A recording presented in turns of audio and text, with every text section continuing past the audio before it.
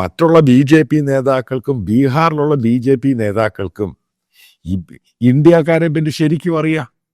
അവൻ തിളച്ചു കഴിഞ്ഞാൽ തിളച്ചു.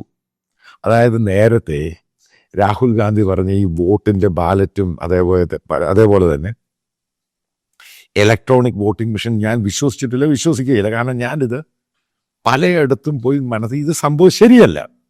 പക്ഷെ ഈ സംഭവം ഇത് ആധികാരികമായിട്ട് രാഹുൽ ഗാന്ധി പറഞ്ഞത് ശരിയാണ്. അല്ലെങ്കിൽ ഇത്രയും ആൾക്കാരുടെ വോട്ട് 65 ലക്ഷം പേരുടെ വോട്ട് മാറ്റിയിട്ട് ഫേക്കായിട്ടുള്ള സംഭവങ്ങൾ കയറ്റി ഇതേപോലെയുള്ള ദളിത് കമ്മ്യൂണിറ്റി അവർ പ്രതികരിക്കാൻ വന്നു രാഹുൽ ഗാന്ധിയുടെ റാലിയിൽ. അവർക്ക് ബസ്സും വേണ്ട, ഒന്നും വേണ്ട, അവർ നടന്നു വരും. ഞാൻ പറഞ്ഞു അതാണ് ശരിക്കുമുള്ള ഇന്ത്യ. ഇന്ത്യ എന്ന് പറഞ്ഞത് ഗ്രാമങ്ങളിലാണ്. എൻ്റെ ഈ വീഡിയോ കേൾക്കുന്ന നിങ്ങൾ മനസ്സിലാക്കി, ഇന്ത്യ എന്ന് പറഞ്ഞ പട്ടണങ്ങളിലല്ല. ഇന്ത്യൻ ഗ്രാമങ്ങൾ അതിമനോഹരമാണ്, സ്നേഹമുള്ളവരാണ്.